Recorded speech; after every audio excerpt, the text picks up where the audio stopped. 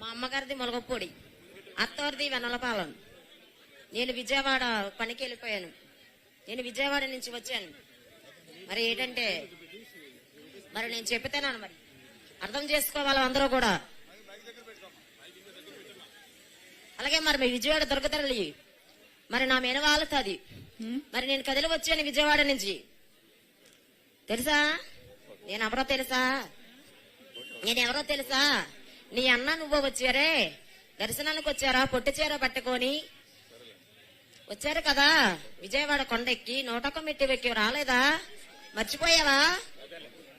అది ఒకసారి నాకు మాట్లాడి అవకాశం ఇయ్యి. వెన్నలపాలెం పాట మీద ఒకటి జరిగింది, నేను చెప్తాను. మరి రచ్చబండలో రమ్మన్నారు కదా, అన్ని కష్ట సుఖాలు చెప్పుకోవాలి కదా. చెప్పుకుంటేనే కదా అర్థం అవుతుంది. నేను చెప్తాను, నువ్వు ఆలోచించు. అదనమాట. నీకు ఆడబిడ్డ ఉంది, నాకు ఆడబిడ్డ ఉంది, ప్రతి ఒక్కరికి ఆడబిడ్డ ఉంది. కానీ ఒక ఆడబిడ్డకు అన్యాయం జరిగితే ఎంతమంది నాయకులు ఉన్నారే, ఎవరన్నా సాయం వచ్చారా? వాళ్ళకి ఆడవాళ్ళు కానీ మొగోళ్ళు లేరని ఎవరన్నా కూడా వాళ్ళకి సాయం రాలేదే. వాళ్ళు పగవాలే వెళ్ళి నాకు అర్థం కాలేదు తల్లి, నీ సమస్య ఏమిటి? నేను చెప్తా, నాకు నీకు అర్థమవుతుంది. అర్థమయ్యే వాళ్ళకి అర్థమవుతుంది, అప్పుడు వాళ్ళకి చెప్తారు. అర్థమయ్యే వాళ్ళకి అర్థమవుతాం, మీకు చెప్తారు. ఒకసారి ఒకే ఒక్కసారి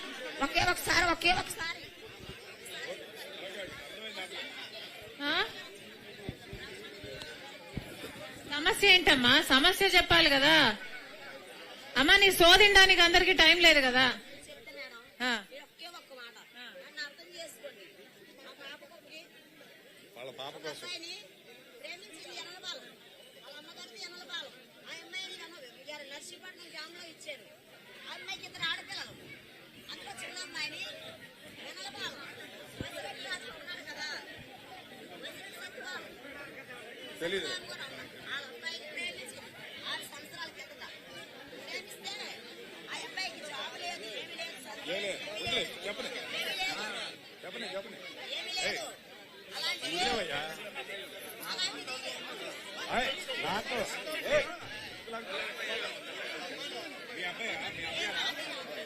మీ అమ్మ వాళ్ళ అమ్మగారేలండి, వాళ్ళ అమ్మగారే ఈ బాబు వాళ్ళ. మీ అక్కల మ్యారేజ్ గురించి ఏదో చెప్తుందమ్మా, అంతేనా? ఓకేలే, అర్థమైందమ్మా, అమ్మకి అర్థమైంది. అమ్మా ఇది పర్సనల్ ప్రాబ్లం కదా తల్లి, ఇది పర్సనల్ ప్రాబ్లం కదా అమ్మ. మళ్ళీ మాట్లాడదాం. అర్థమైంది తల్లి. ఓకే వినండి. ఓకే అమ్మా, అర్థమైంది. ఒకసారి అమ్మా నీ బిడ్డ పెళ్లి విషయం మాట్లాడుతున్నావు, ఇది కొంచెం పర్సనల్ కదా తల్లి. ఎవరైనా లోకల్ గా ఎవరైనా మాట్లాడి ఏమైనా పరిష్కరించగలరేమో చూడండి. లోకల్ వాళ్ళు మాట్లాడతారు మన వాళ్ళు. నువ్వు లోకలేనా? లోకలా తల్లి నువ్వు? ఈమెను తీసుకెళ్లి మాట్లాడు. ఈమె బిడ్డకి ఏదో మ్యారేజ్ ప్రాబ్లం అంట, ఆయన మాట్లాడుతుందిలేమో. నెక్స్ట్ ఎవరమ్మా?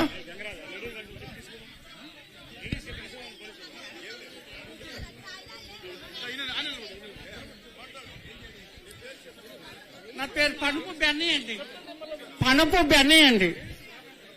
4 పిల్లలండి. 2 మనుషులకి ఇల్లు జాగాలు లేవండి. ఇల్లు జాగాలు అడిగానండి. ఒక ముసలామి గారిని ఇచ్చారు కానీ 2 పిల్లల తల్లికి ఓ భర్త భార్యకి ఇవ్వలేదండి.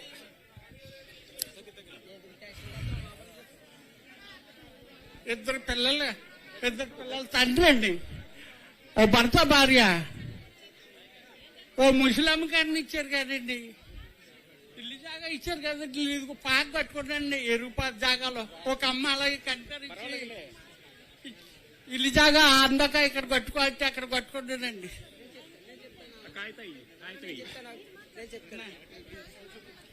అమ్మా నమస్కారం అమ్మా. మా నాన్నగారి పేరు పొన్నపు బెన్నయ్య. అవును, మాది మొలగపూడి గ్రామమే. మేము 4 అన్నదమ్ములమే. మా నాన్నగారు అంటే ప్రస్తుతం ఇక్కడ ఇంతకు ముందు సేపర్ కింద పనిచేసేవారు. ఒక రోజు అనుకోకుండా పడిపోవడం వల్ల చెయ్యి పనిచేయట్లేదు. ప్రస్తుతం ఆ పని కూడా వృత్తి మానేశారు. ఆ జీతం డబ్బులు ఇప్పటికీ కూడా మనం అడుగుతుంటే ఎన్ని రోజులు బతికలాడినా సరే 2 నెలలకి 3 నెలలకి ఇవ్వడం తప్ప మిగతా ఇవ్వడం లేదు. ఈ మధ్యన అడిగితే సెక్రటరీ గారు కానీ సర్పంచ్ గారు కానీ ఇస్తాంలే ఇప్పుడు ఇవ్వకపోతే తర్వాత ఇస్తామనేసి వాయిదాలు వేసుకుంటూ ఎప్పుడో ఉన్నప్పుడు మాత్రమే ఇవ్వడం చేయడం చేస్తున్నారు.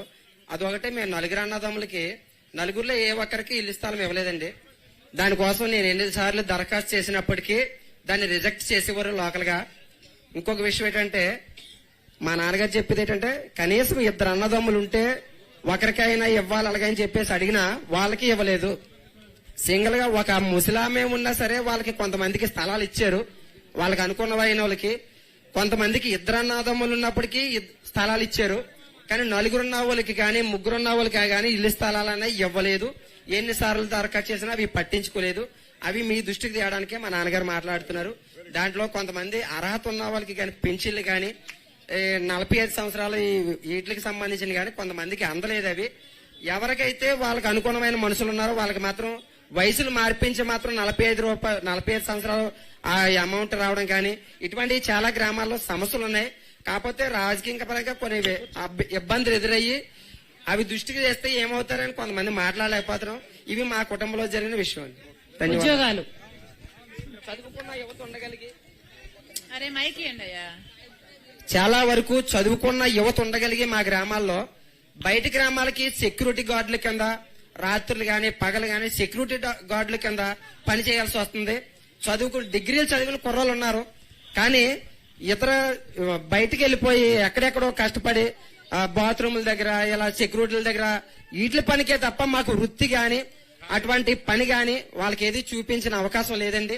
ప్రస్తుతం అటువంటి యువతకి ఏదైనా పని కల్పించి అటువంటి పథకాలు ఏమైనా పనికొచ్చి చేసినట్లయితే ఆ యువత ఉంటది. బయటికి వెళ్లి కష్టపడాల్సిన పని లేకుండా కొంతమంది యువత అయితే తల్లిదండ్రులకి అత్యవసర సమయంలో ఏదైనా కష్టం వచ్చినా సరే రాలేని పరిస్థితిలో బయట ఉంటున్నారండి. అటువంటి వాళ్ళకి ఉపాధి కల్పించి ఏదైనా పని చూపించినట్లయితే ఎన్ని వృధాగా డబ్బులు ఇచ్చినా అటువంటి పథకాలు కల్పించినట్లయితే ఆ కుటుంబం సంతోషం ఉంటుందని మా మనవి.